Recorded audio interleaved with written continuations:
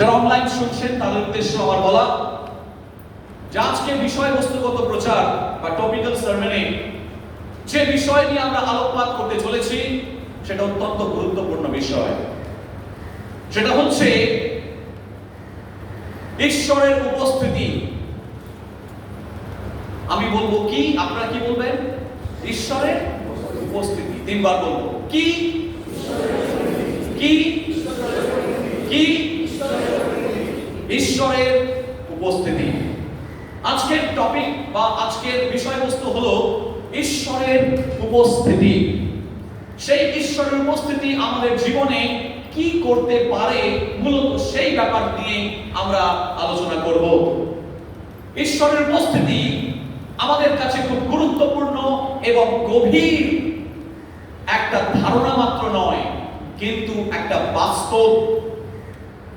যদি ঈশ্বরের উপস্থিতি আমাদের জীবনে না থাকে তার কি কি হতে পারে সেটা পরে দেখছি।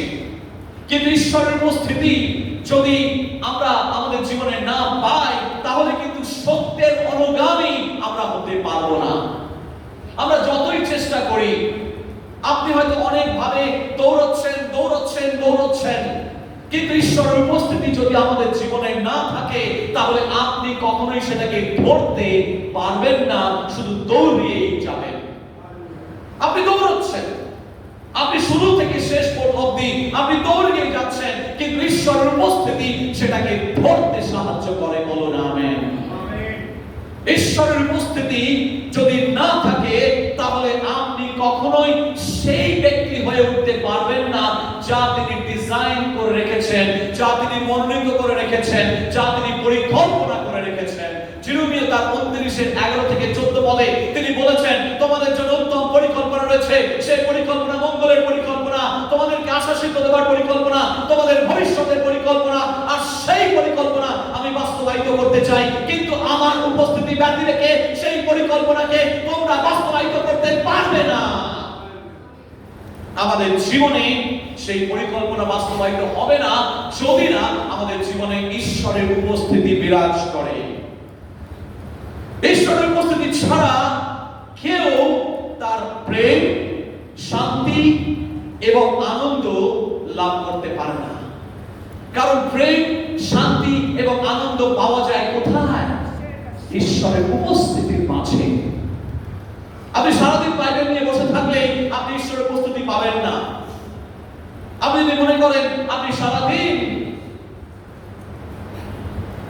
মণ্ডলীর মধ্যে বসে থাকেন, তাও ঈশ্বরের উপস্থিতি পাবেন না। কারণ ঈশ্বরের উপস্থিতি কে দান করেন? আপনি তো নিজে নিজে জেনারেট করতে পারবেন, আপনি তো নিজে নিজে উৎপন্ন করতে পারবেন না। পবিত্র আত্মার মাধ্যমে ঈশ্বরের উপস্থিতি আমরা লাভ করি।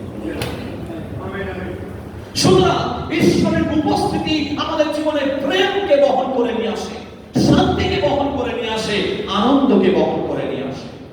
ঈশ্বরের উপস্থিতি যখন থাকবে দেখবেন আপনার জীবন দর্শন পাল্টে গেছে।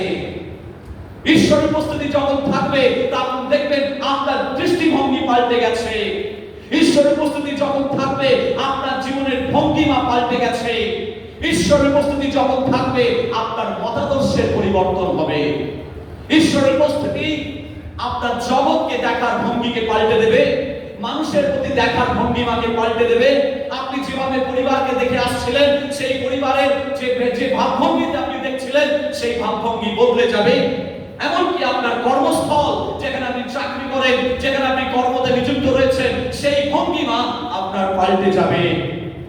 পিতর 3 বার অস্বীকার করেছিলেন প্রভু যিশুকে। প্রভু যিশুর কাছে থাকা সত্ত্বেও প্রভু যিশুকে 3 বার অস্বীকার করেছিলেন। 3 বছর এর বেশি সময় পিতর ছিলেন যিশুর কাছে, তা সত্ত্বেও যিশুকে তিনি 3 বার অস্বীকার করেছিলেন। কিন্তু যখন ঈশ্বরের উপস্থিতি তার জীবনে সেই 50 সপ্তমীর দিনে যেদিনকে নেমে এসেছিল, সেই সময় থেকে তার দৃষ্টিভঙ্গি পাল্টে গিয়েছিল এবং তিনি 3000-এর বেশি জনতার সামনে তিনি প্রচার করেছিলেন। তার দৃষ্টিভঙ্গি পাল্টে গিয়েছিল। যে ব্যক্তি 3 বার অস্বীকার করেছিল, সেই ব্যক্তি যিশুর জন্য তিনি প্রচার করছেন। তার দৃষ্টিভঙ্গি পাল্টে গিয়েছিল। সাধু পৌল ছিল, অ্যাকচুয়ালি তার নাম ছিল সৌল পৌলাস। যেহেতু তিনি জিহুদি পরিবারে জন্মগ্রহণ করেছিলেন, তাই তার জিহুদি নাম ছিল সৌল, যেমন রাজা সৌলের নাম ছিল।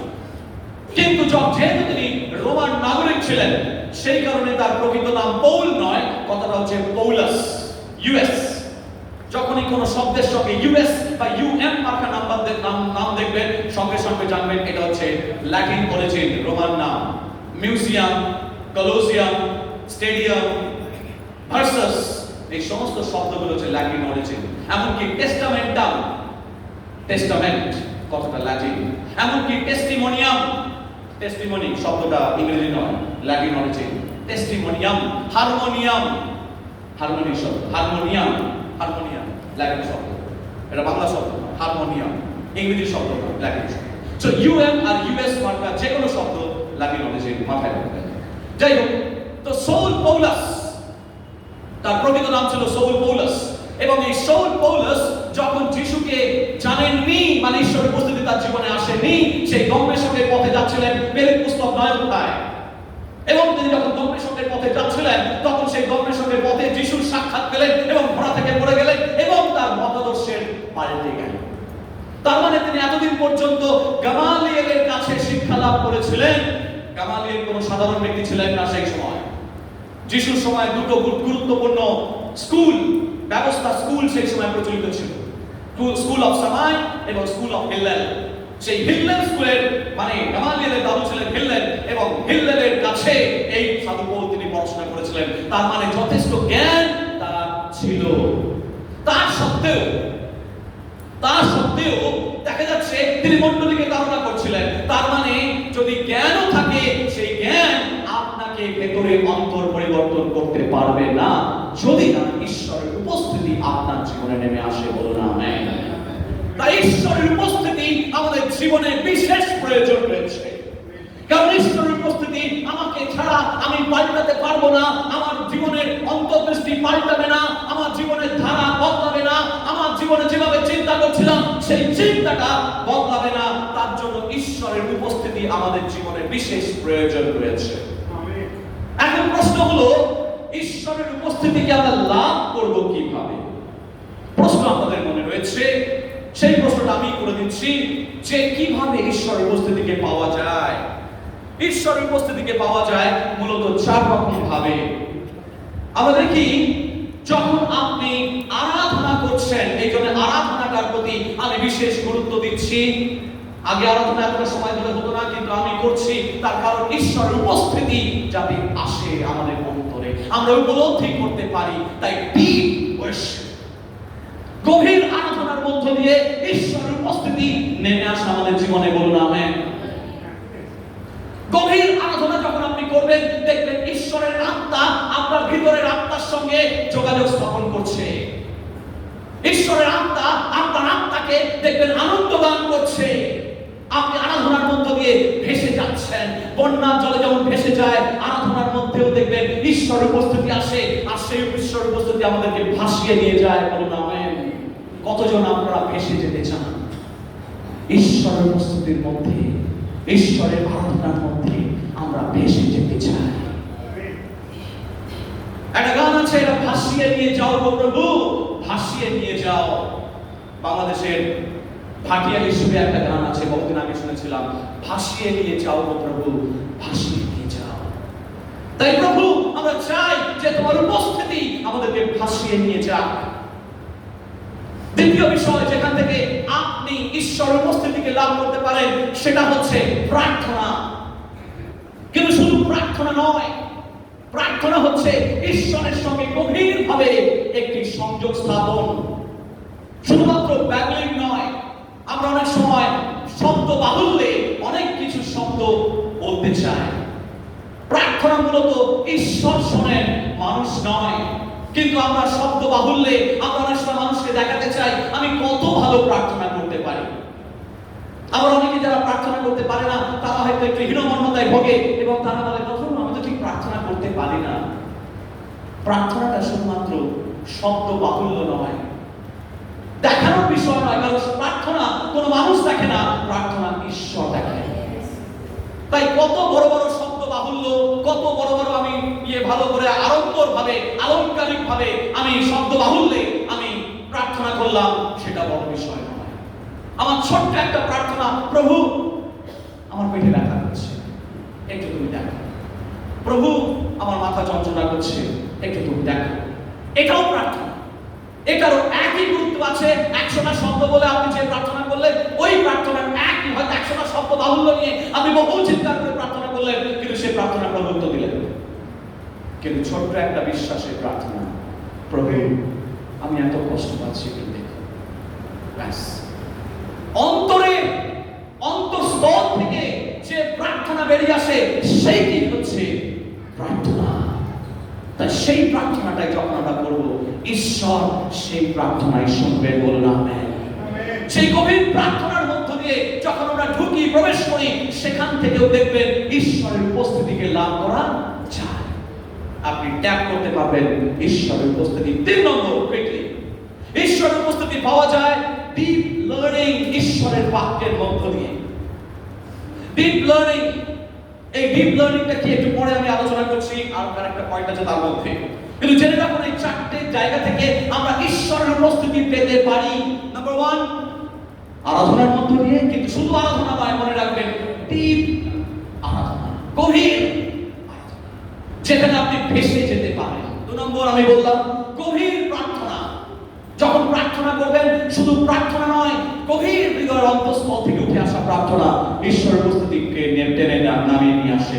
3 নম্বর, ঈশ্বরের বাক্য যখন পড়বেন, ঈশ্বরের বাক্য যখন পড়বেন, তখন সেই বাক্যের মধ্য দিয়ে ঈশ্বরের উপস্থিতি আমি উপলব্ধি করতে পারি। অনেক সময় যখন আমি গভীর প্রার্থনা করে, যখন আমি বাক্য পড়ি বা কোনো হয়তো বই পড়ছি, আপনি বিশ্বাস করবেন না, ঈশ্বরের আত্মা আমার মধ্যে কাজ করে। আমি পরিষ্কার বুঝতে পারি যে প্রার্থনাটা একটু আগে করলাম, তখন একটা হয়তো সেটা বাইবেল নয়, অন্য কোনো বই পড়ছি, কিন্তু সেই বইটার মধ্য দিয়েও ঈশ্বরের আত্মা কথা বলেন। বহুবার হয়েছে অভিজ্ঞতা, একবার দুবার। আমরা দেখতে পাচ্ছি ওই বইটার মধ্য দিয়ে ঈশ্বর কথা বলছে। ঈশ্বরের কি কোনো বক্সের মধ্যে, আমি যদি মনে করি এই বক্সের মধ্যে ঈশ্বরকে বন্দী রাখবো, আমি কি পারবো? ঈশ্বরকে কখনো বক্সের মধ্যে বন্দী রাখার চেষ্টা করবেন না। ঈশ্বর যে কোনো ভাবে, যে কোনো মুহূর্তে, যে কোনো মাধ্যম দিয়ে আপনার সঙ্গে কথা বলতে পারেন। ঈশ্বরকে কখনো বেঁধে রাখা যায় না, ঈশ্বরের মাধ্যমকেও বেঁধে রাখা যায় না। যে কোনো মুহূর্তে তিনি কথা বলতে পারেন। যখন আপনি ঈশ্বরের বাক্য পড়বেন, দেখবেন তার মধ্য দিয়ে ঈশ্বরের উপস্থিতি নেমে আসছে। 4 নম্বর, যখন আপনি মেডিটেশন করছেন, মেডিটেশন কথাটার মানে অনেক সময় ভারতীয় প্রেক্ষাপটে আমরা ধরে থাকি ধ্যান। চোখ বন্ধ করলাম, এরা হাত বুঝে ধ্যান, যেটা আমি আগে এক সময় করতাম রামকৃষ্ণ মিশনে। যাই হোক, শুধু সেই ধ্যান নয়, ধ্যান মানে মনোসংযোগ করা। মেডিটেশন বা ধ্যান মানে ঈশ্বরের বাক্যের মধ্যে মনোসংযোগ করা। আমরা অনেক সময় এই পৃথিবীর ভিড়ে চারিদিকে ঘেরা রয়েছে, মোবাইল ফোন বাজছে, সিরিয়াল চলছে, সিনেমা দেখছে, বাড়িতে রান্নার কাজ রয়েছে, বাড়ির ডোরবেল বেজে উঠলো, এই চাকরিতে যেতে হবে, এই স্কুলে গিয়ে বাচ্চাকে নিয়ে যেতে হবে, এই বাড়ির টিউশন রয়েছে, ইত্যাদি ইত্যাদি, মানে অনেক নয়েজ।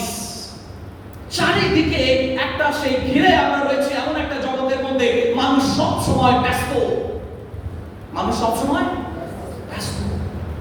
কিন্তু ঈশ্বরের বাক্য বলছে, যদি আপনাকে ঈশ্বরের উপস্থিতিকে পেতে হয়, তাহলে কোন সময় আপনাকে নির্জনে একাকী ঈশ্বরের সঙ্গে বসতে হবে। বললাম আমি ভীষণভাবে আমি প্রচন্ড কষ্ট হয় যখন এত কাজেই করতে হবে, করে যেতে হবে, চাকরি করতে হবে, করতে হবে, সেই করতে হবে, কিন্তু সবকিছুর মধ্যে আমার ভেতর কাঁধে ছটফট করে কখন এক জায়গায় আমি স্থির হয়ে বসবো, আমি মনোসংযোগ করবো। শুধু বাইবেল নিয়ে বসতে হবে তার তো মানে নেই। আমি একটা গান করলাম, কোনো হয়তো একটা খাল গেছে, একটা গাছপালা রয়েছে, কিছুটা সবুজ জায়গা আছে, একটা বেঞ্চ পাতা আছে, আমি গিয়ে বসে আমি চুপ করে মনোসংযোগ করার চেষ্টা করছি, রিফ্লেক্ট করার চেষ্টা করছি যে কিভাবে ঈশ্বর আমাকে আশীর্বাদ করেছে, কি চাইছি। হয়তো একটা গান করলাম যেটা ভালো লাগে, সেই গানের মধ্যে দিয়ে ঈশ্বরের উপস্থিতি আমার জীবনে নেমে আসে। মানে আপনার মনটাকে স্থির করতে হবে এক জায়গায়। দেখবেন ঈশ্বর তার উপস্থিতিকে আপনার জীবনে আনবেন। তার মানে আপনি স্যাক্রিফিশিয়ালি সমস্ত কিছুকে সরিয়ে রেখে আপনি ঈশ্বরের জন্য কিছুটা সময় বার করেছেন। কোন একটা সময় ছিল অনেকে বলতো উপবাস প্রার্থনা, আর হিন্দু মতে অনেকে দেখবেন উপোস করে, মানে না খেয়ে। এখন কিন্তু উপবাস কথাটার মানে কিন্তু তা নয়। উপবাস কথার মানে হচ্ছে উপরে বাস। মানে উপবাস কথার মানে হচ্ছে যে সময়টাকে আপনি আলাদাভাবে সরিয়ে রেখেছেন, খেয়েও থাকতে পারেন, না খেয়েও থাকতে পারেন, সেটা বড় বিষয় নয়। কিন্তু বড় বিষয় হচ্ছে যে আপনি ঈশ্বরের সঙ্গে ঘনিষ্ঠভাবে নিবিড়ভাবে যুক্ত আছেন কিনা।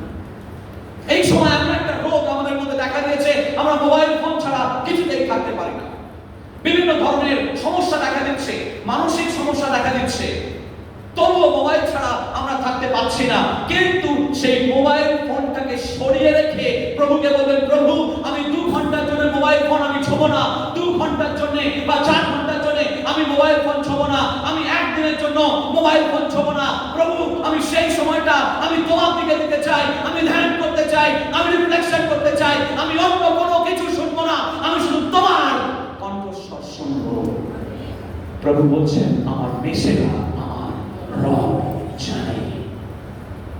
প্রভু বলছেন আমার মেষেরা আমার রব জানে। তার উপস্থিতিকে নামিয়ে আনতে গেলে স্যাক্রিফিশিয়ালি সেগুলোকে সরিয়ে রেখে আমাকে ধ্যান করতে হবে। তারপরে এইবার আসি, আমরা দেখলাম 4 রকম ভাবে ঈশ্বর উপস্থিতি নেমে আসা যায়: গভীর আরাধনার মধ্য দিয়ে, গভীর প্রার্থনার মধ্য দিয়ে, গভীর বাক্যপাঠের মধ্য দিয়ে এবং ধ্যান করার মধ্য দিয়ে। এইবার আমরা দেখতে চাই কি কি কারণে ঈশ্বরের উপস্থিতি আমাদের জীবনে অনেক সময় আসে না। কি কি কারণে ঈশ্বরের উপস্থিতি আমাদের জীবনে আসে না? The obstacles to God's loving presence. আমি আগে বললাম how to experience God's presence through worship, deep worship, through deep prayer, through deep learning of the word, and through meditation and reflection. I will give you notes later.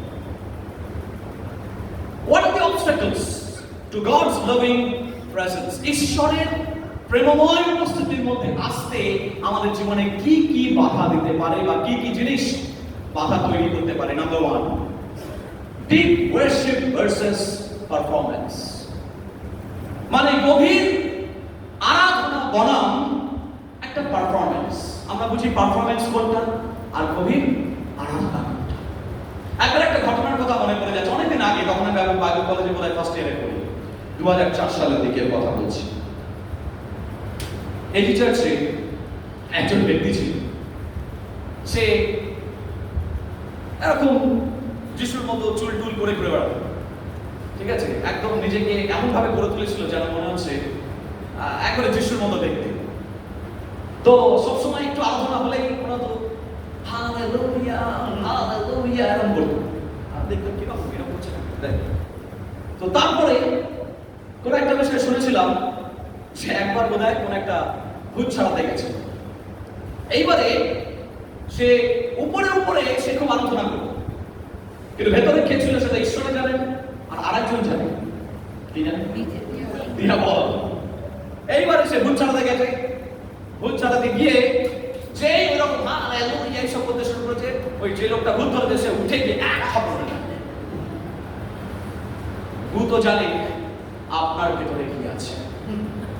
যখন সঠিক সময় আসবে না, তখন hallelujah praise the Lord সকলে উপরে উপরে নয়। যখন ঈশ্বরের উপস্থিতিকে বাধা দেয় আমাদের পারফরম্যান্স অ্যাটিটিউড, যখন আমরা বলি যে আরাধনাটা হচ্ছে একটা পারফরম্যান্স, আমাকে দেখাতে হবে, সকলকে হাত তুলতে, সকলে হাত তুলেছে আমিও হাত তুলেছি, সকলে হাত টানাচ্ছে আমিও হাত টানাচ্ছি, কিন্তু ভেতরে অন্তরে কিছু যাচ্ছে না। ঈশ্বরের উপস্থিতি ততক্ষণ আপনি পাবেন না যতক্ষণ না পর্যন্ত আপনার জেনুইন খিদে রয়েছে।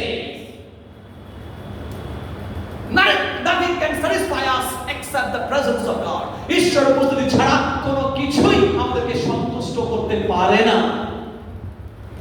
তাই এটা আপনার জীবনের বাধা পারফরম্যান্স অ্যাটিটিউড আমাকে দেখাতে হবে। আমি সকলে দাঁড়িয়ে আছে, আমি দাঁড়িয়ে আছি, সকলে করছে আমিও করছি, গাও হালেলুয়া সকলে গাইছে আমিও গাইছি। পারফরম্যান্স, ঈশ্বর পারফরম্যান্স আর জেনুইন ওয়ার্শিপের মধ্যে তফাৎ তিনি বোঝেন। তিনি অন্তর্যামী ঈশ্বর, তাই কখনো পারফরম্যান্স নয়, জেনুইনলি উঠে দাঁড়াবে। প্রভু তোমার শক্তিতে আমি উঠে দাঁড়াতে চাই, প্রভু তোমার শক্তিতে আমি গাইতে চাই, প্রভু তোমার শক্তিতে এই হাত আমি তুলতে পারছি না, আমার কাঁধে ব্যথা হয়েছে, কিন্তু প্রভু তবু আমি হাত তুলবো, আমি বিশ্বাসে হাত তুলবো, কারণ আমি চাই তুমি আমার সৃষ্টিকর্তা। যখন আপনি সেই প্রার্থনা করবেন, সেইভাবে আরাধনা করবেন, দেখবেন আপনার জীবনে ঈশ্বরের উপস্থিতি বন্যা হয়ে যাচ্ছে। ঈশ্বরের উপস্থিতি আপনাকে ঢাল দেবে। 2 নম্বর যা আপনার জীবনে বাধা স্বরূপে রাখতে পারে, অ্যাবজর্পশন ভার্সেস অবজারভেশন। এগুলো 2 ভাষাতেই প্রচার করার জন্য আমি রেডি করেছি। অ্যাবজর্পশন মানে হচ্ছে ঈশ্বরের উপস্থিতির মধ্যে একেবারে মিলিয়ে যাওয়া, অ্যাবজর্ব হয়ে যাওয়া। অ্যাবজর্পশন কথাটা যদি একটা স্পঞ্জ আমরা নিই, তাহলে দেখবেন সেটা কি অ্যাবজর্ব করে, জলের মধ্যে যদি ফেলে দিই সেটা কি জলটাকে শুষে নেয়। অ্যাবজর্ব করার মানে হচ্ছে শুষে নেয়। যখনই আপনি ঈশ্বরের উপস্থিতির মধ্যে আসবেন, যেন ঈশ্বরের উপস্থিতি আপনাকে শুষে নিতে পারে, টেনে নিতে পারে। যদি সেই জিনিসটা থাকে, ঈশ্বরের উপস্থিতি আপনার মধ্যে আসবে। কিন্তু ঘটনা হলো, আমরা অনেক সময় দেখবেন কিছু কিছু লোক থাকে, যখন আরাধনা চলছে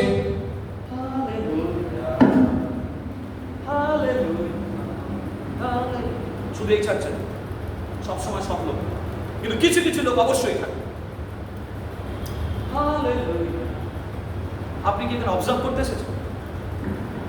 আমরা কি করতে এসেছি?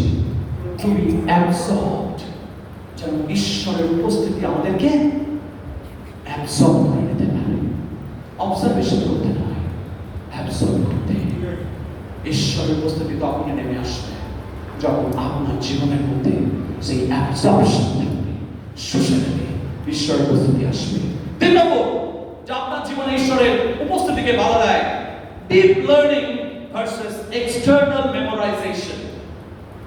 দেখবেন যখন ঈশ্বরের বাক্য আসে, তখন আমরা অনেকে যারা গভীরভাবে অ্যাবজর্পশন করে, তারা শুধু ঈশ্বরের বাক্যকে জানতে চায়, আরো জানতে চায়। প্রভু তিনি বলছেন যে তোমাদের যদি খিদে থাকে, তৃষ্ণা থাকে, তা সেটা মেটাতে যাবে। If you are hungry, you will be satisfied. If you are thirsty, you will be satisfied. তোমাদেরকে স্যাটিসফাই করা যাবে, সন্তুষ্ট করা যাবে, কিন্তু খিদে অবশ্যই থাকতে হবে। যদি খিদে থাকে, তাহলে দেখবেন আপনি যত দূরে থাকেন খাবারের জন্য দৌড়ে যাবেন। কিন্তু যদি আপনার সামনে খিদে না থাকে, আপনার সামনে মন্ডা মিঠাই, রাজভোগ, মিহিদানা, সন্দেশ হাজির করা হবে। আমি মিষ্টি খেতে ভালোবাসি, তাই জন্য এগুলো নাম বলে সমস্ত একদম সীতাভোগ সাজিয়ে দেওয়া হবে। বর্ধমানের লাইচা, শক্তিগড়ের লাইচা, বর্ধমানের সীতাভোগ, মিহিদানা, কলকাতা রসগোল্লা, সমস্ত সাজিয়ে দেওয়া হোক, আপনি খাবেন না, কারণ আপনার খিদে নেই। আপনার খিদে নেই। কিন্তু যদি খিদে থাকে, তাহলে অবশ্যই এক জায়গা থেকে আরেক জায়গায় যাবেন সেইটার জন্য। সুতরাং শুধুমাত্র ডিপ ঈশ্বরের সেই লার্নিং, তার প্রতি আকর্ষণ আপনার জীবনে ঈশ্বরের উপস্থিতিকে বহন করে আনতে পারে। কিন্তু দেখবেন এক্সটার্নাল মেমোরাইজেশন মানে একদম আদি পুস্তক থেকে বলুন মুখস্থ, একদম প্রকাশিত বাক্য পর্যন্ত মুখস্থ বলে দেবে। অনেকেই আছে আপনি জানেন না, আদি পুস্তক থেকে একেবারে প্রকাশিত বাক্য পর্যন্ত বাক্য একদম হুল করে বলে দেবে।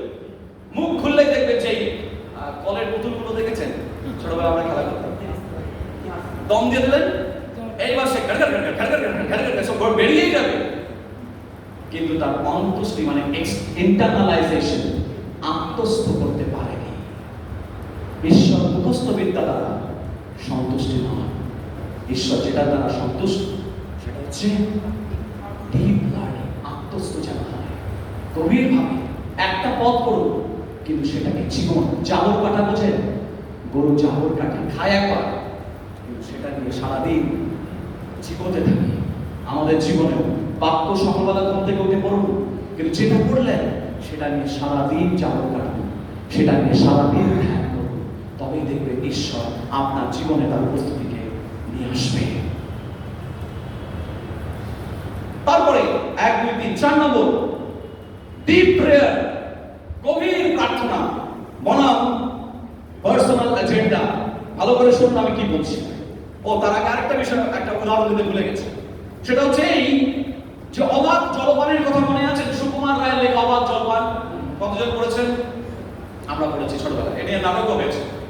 অবাধ জলপানতে আমরা দেখতে পাচ্ছি যে দুজন বুড়ো তারা বসে আছে পাশাপাশি বাড়ি, এবং একজনের খুব জল পিপাসা পেয়েছে, এবং জল পিপাসা খেয়ে বলছে আমি জল পাই কোথায়? বলছে তুমি এত করে জল খেতে এসছো, জানো আমি কতগুলো জলের নাম জানি। এবার তার লিস্ট একটা ফর্দ ধরিয়ে দিল। কি হলো?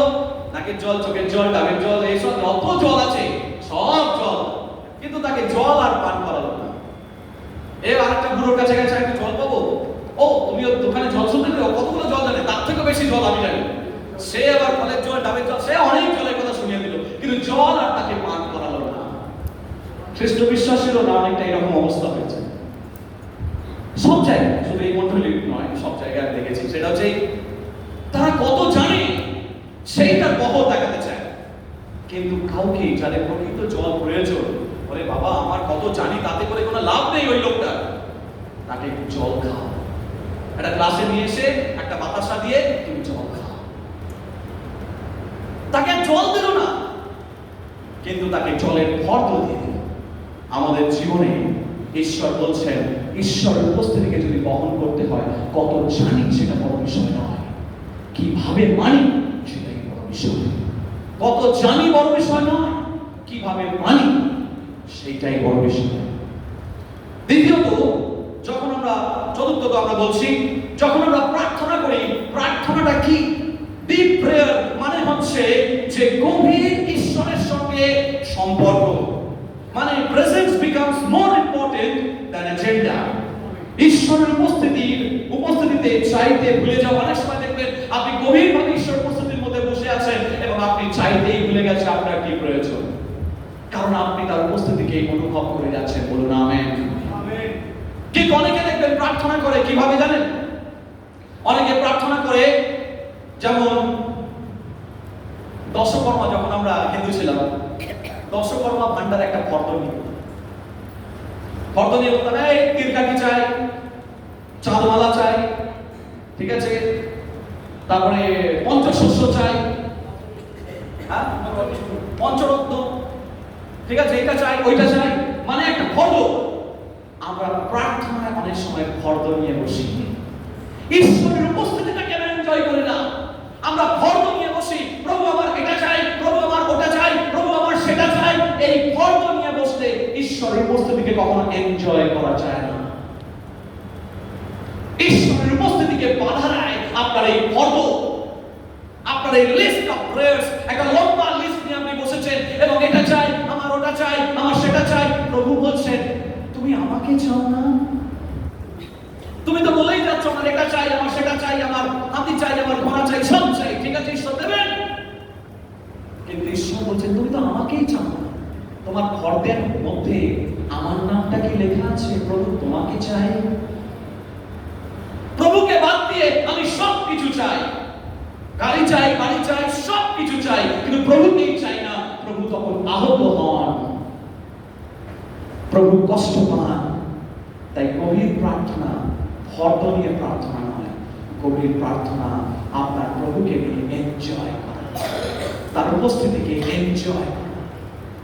আজকে এনজয় করুন তাকে, দেখুন তিনি আপনার কোনো অভাব তিনি রাখবেন না। বলুন তাকে এনজয় করুন, তাকে এনজয় করুন, আরাধনার মধ্য দিয়ে তাকে এনজয় করুন, বাক্যপাঠের মধ্য দিয়ে তাকে এনজয় করুন, প্রত্যেকটা ক্ষেত্রে আপনি তাকে এনজয় করুন। দেখুন আপনি টপ লিস্টে তার নামটাকে রাখুন, প্রভু আমি তোমাকে চাই।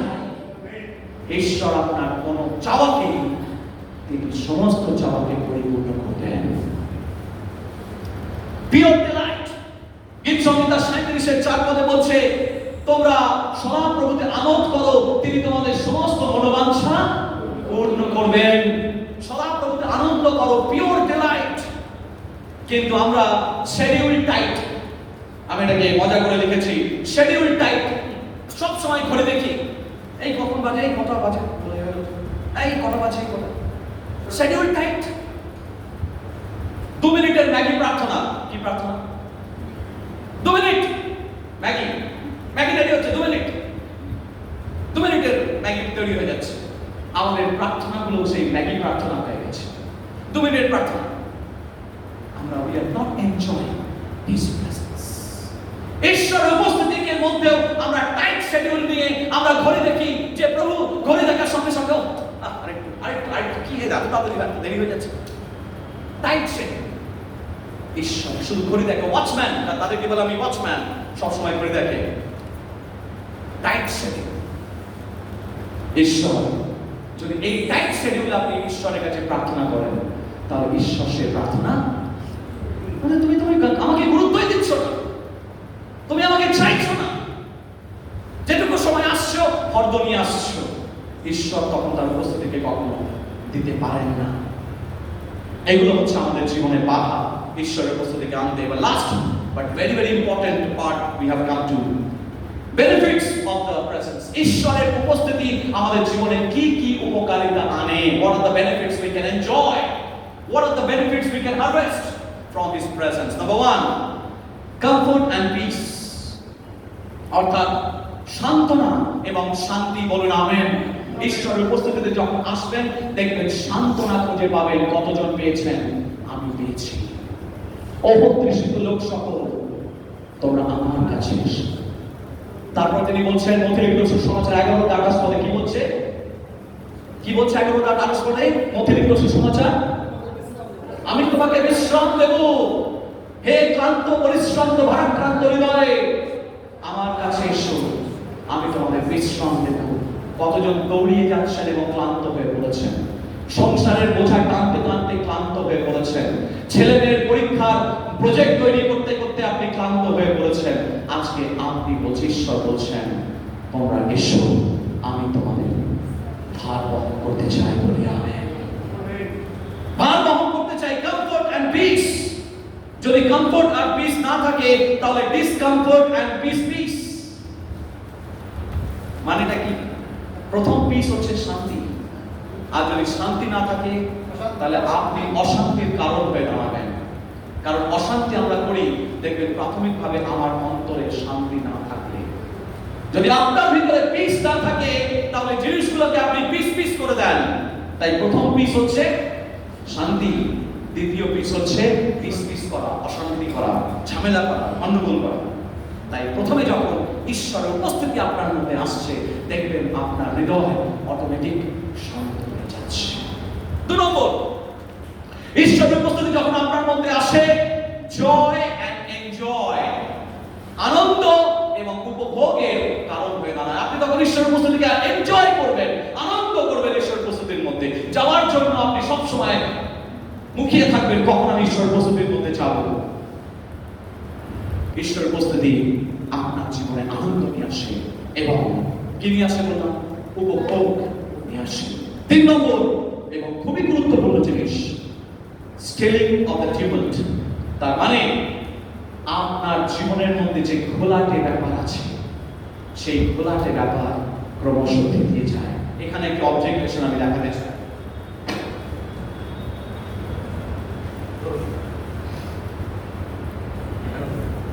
দেখুন ভালো করে, যদিও জল ঘোলাটে। দেখুন যখন আপনি যখন আপনি ঈশ্বরের উপস্থিতির মধ্যে থাকবেন, দুটোই দেখুন তার কাদা, দুটো বোতলেই কিন্তু কাদা আছে নিচে। বোঝা গেল ব্যাপারটা? দুটো বোতলেই, হ্যালো, দুটো বোতলেই কিন্তু কাদা আছে, দেখুন নিচে। ঠিক আছে?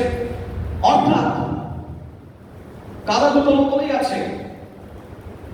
যখন আপনি ঈশ্বরের উপস্থিতিতে থাকবেন না, ভালো করে দেখুন, যখন আপনি ঈশ্বরের উপস্থিতিতে থাকবেন না তখন শয়তান, এই কাদাগুলো হচ্ছে আপনার এবং আমার জীবনের পাপপূর্ণ স্বভাব।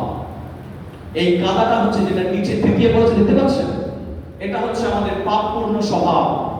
এই পাপপূর্ণ স্বভাব, ভালো করে ধরি, পড়ে গেলে ভেঙে যাবে।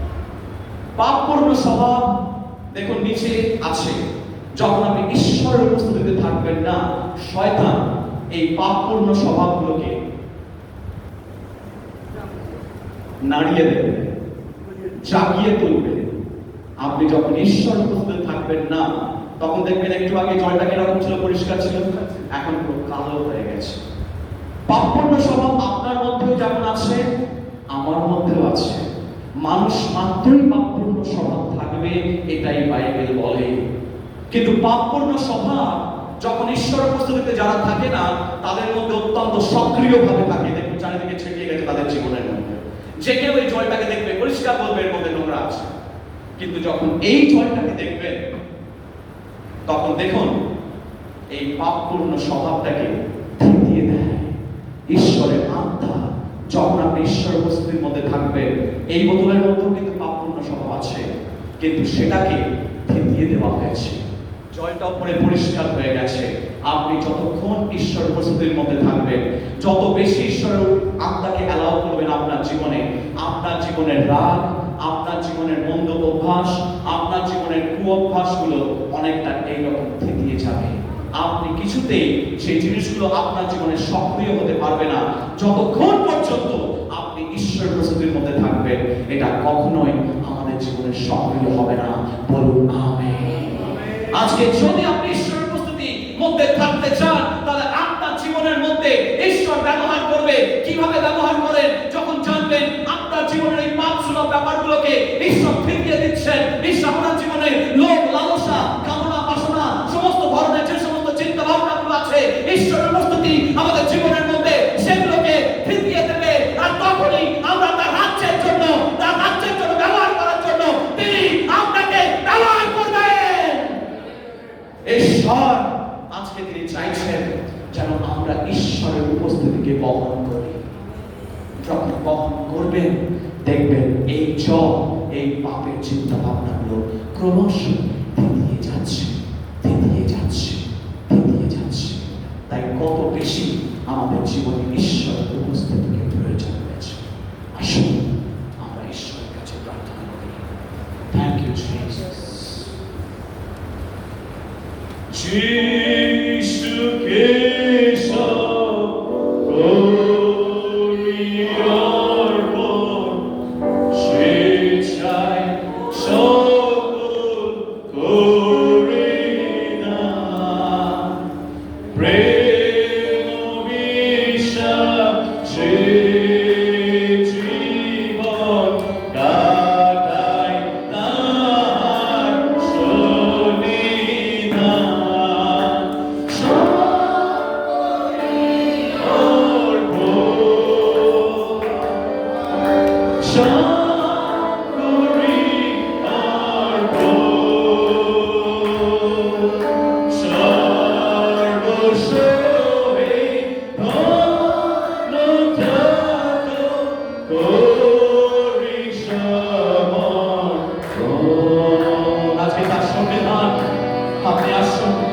তার সান্নিধ্যে আপনি আসুন আর প্রভুকে বলুন, প্রভু আমার জীবনে তোমার উপস্থিতিকে দাও, কারণ তোমার উপস্থিতিকে না দিলে আমার জীবনের সেই পাপগুলো, আমার জীবনের কুঅভ্যাসগুলো, আমার জীবনের মন্দ অভ্যাসগুলো প্রভু কখনোই থিতিয়ে যাবে না।